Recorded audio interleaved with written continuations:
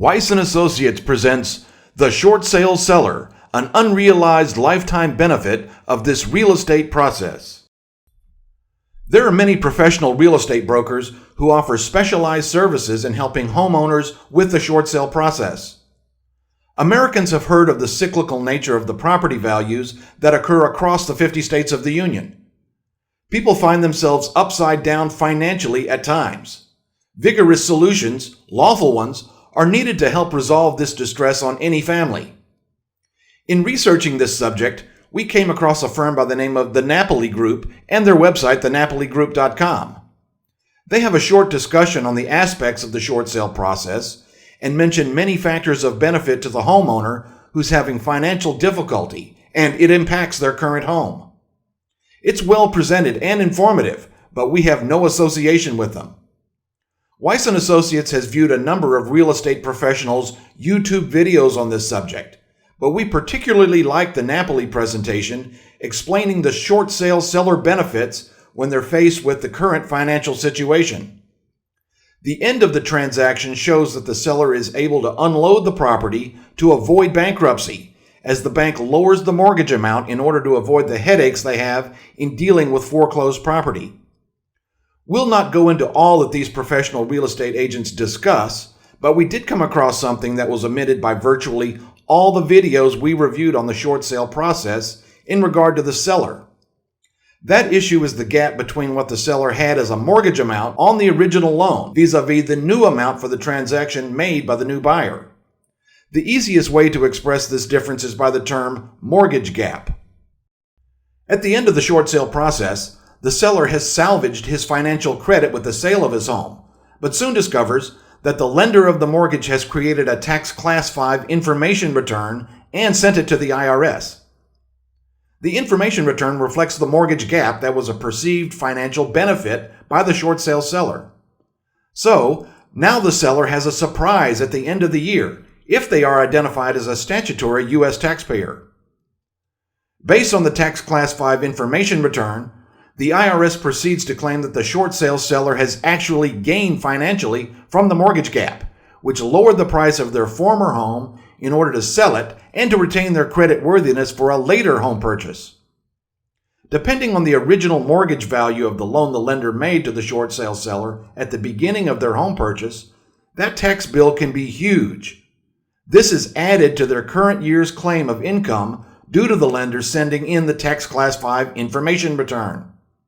For example, if the short sale seller had a home mortgage of $650,000 and through the short sale process the home sold for $400,000, then the mortgage gap is $250,000.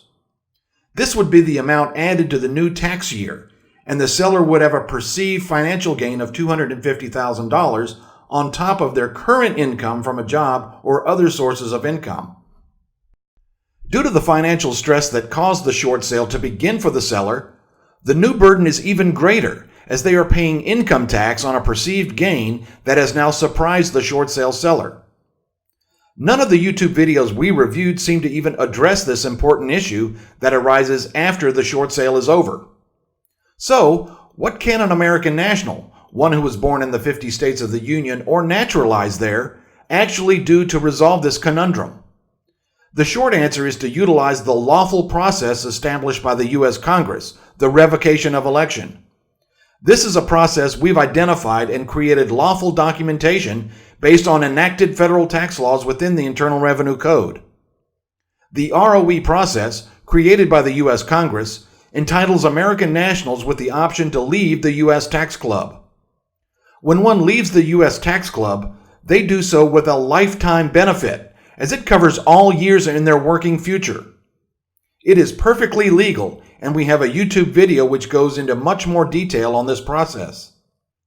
It can be easily located in our resource center on our website, Weiss+Paris.com. For many Americans, they're unaware that they're probably not a legal U.S. taxpayer. This can come as a real shock and maybe even challenge their paradigm that they've been living with their entire life. The short sale seller, if they meet our 8 strict criteria for the revocation of election process, can lawfully and legally end their participation in the U.S. tax club. Here is what the Federal Appellate Court has to say about the existence of two classifications of groups that exist regarding the federal income tax. The case was Economy, Plumbing, and Heating versus the United States, and it states in part, revenue laws relate to taxpayers and not to non-taxpayers. The latter are without their scope. No procedure is prescribed for non-taxpayers, and no attempt is made to annul any of their rights and remedies in due course of law. The ROE process utilizes federal laws which reflect the true nature of the federal income tax as being a limited jurisdictional tax that is only viable within the territorial jurisdiction of the national government. The territorial jurisdiction of the national government is Washington, D.C. and its U.S. territories. The reason is due to the U.S. Supreme Court decision in 1895 in the Pollock versus Farmers Loan and Trust case, which declared the federal income tax to be a direct tax, and it is not possible for the national government to use within the constitutional republic, the 50 states of the Union, as it can only be imposed by the rule of apportionment according to population. To do so otherwise, according to the U.S. Supreme Court, would be an unconstitutional act by the U.S. Congress in any legislative attempt. Within this document published by the Government Printing Office on the income tax, it shows the verbiage of the 16th Amendment in the Constitution. The Congress shall have power to lay and collect taxes on incomes from whatever source derived without apportionment among the several states and without regard to any census or enumeration. What has gone unrecognized for almost 100 years by the mass population of American nationals is the existence of two separate and distinct jurisdictions, both with the same name, the United States. The 16th Amendment is only applicable within the limited territorial jurisdiction of the national government, as it ignores the rule of apportionment. Thus, the 16th Amendment is not lawfully applicable within the constitutional republic. The 16th Amendment would have been challenged by the U.S. Supreme Court, and it would have ruled against the national government on the attempt to impose the federal income tax directly without regard to the rule of apportionment. Most Americans know that the District of Columbia is not a state of the Union. However, many fail to recognize that the District of Columbia is a distinct and foreign jurisdiction when compared to the constitutional republic. So, if you work for the national government and hold any public office, which is referred to as a statutory trade or business, you owe the federal income tax. If you're an American national who has volunteered to permit the national government to tax your income, then you have joined the U.S. tax club and are taxed if you're a U.S. resident alien. Without awareness of these facts, most Americans never realize the lack of liability for the federal income tax.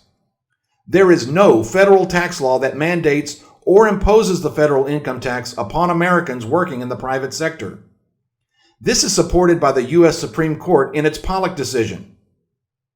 Former President William H. Taft stated in the legislative intent of the 16th Amendment, published in the Congressional Record of the United States Senate, that the Supreme Court deprived the national government of that power, as the income tax is a direct tax and therefore not within the power of the national government to impose unless apportioned among the several states according to population. Thus, he told Congress to levy the federal income tax upon the national government without apportionment, as the District of Columbia is not subject to the jurisdiction of the constitutional republic. It cannot be stated any clearer than what Taft stated in this foundational document related to the federal income tax as to the jurisdiction it applies to and the jurisdiction to which it never applied. The confusion has lived on because both jurisdictions have the same name and pronunciation. The jurisdiction for the federal income tax is only the District of Columbia and its U.S. territories, as mentioned earlier. However, the vast majority of American nationals have voluntarily elected to have their income treated as if it were income generated by a U.S. resident alien. So, American nationals who pay the federal income tax annually do so not by the 16th Amendment, but by their volunteering to join the U.S. Tax Club with the filing of their first Form 1040 income tax return. Keep in mind that when any American national files and pays the federal income tax, they are still American nationals. However, for the purposes of federal income tax laws, they are perceived as being U.S. resident aliens, from a foreign jurisdiction to that of the national government. However, there is a method to leave the U.S. tax club. That's where the ROE process begins for those American nationals who choose to exercise their option provided to them by the U.S. Congress to leave that tax club on a permanent basis for the rest of their lives. It takes only a short time to complete. Our fee is very reasonable, and the payback period, along with the return on investment in this process, is easily within a couple months for most American nationals. The documentation process and instructions are provided for clear direction as to what steps to take. The only additional expense is postage and an envelope. Those American nationals who have gone through the pain of a short sale as a seller can now eliminate the mortgage gap as an issue and no longer carry the burden of paying the federal income tax, as it was never levied upon American nationals. The former tax burden you carried by voluntary choice can be lifted from your shoulders, and you can enjoy your earnings fully for the rest of your life, starting from the year you begin the ROE process with Weiss+Associates. Whether you're a short sale seller or simply an American national seeking a lawful solution to this financial drain, we have your solution. This is your option to exercise or to simply stay put in the situation you find yourself in. The choice is yours, as it should be. It must be emphasized that those who are actually subject to the statutory laws within the Internal Revenue Code should abide by them. However, that is a very small group when compared to the population of American nationals living and working in the private sector and not deriving income from any federal trade or business. The presumption of liability does not make it so. Only the law does. As you've just seen, the law proves that American nationals working in the private sector and those who are experiencing a financial mortgage short sale situation who are part of this segment have no federal income tax liability except by mistakenly making a voluntary election, which can be terminated immediately via our revocation of election process.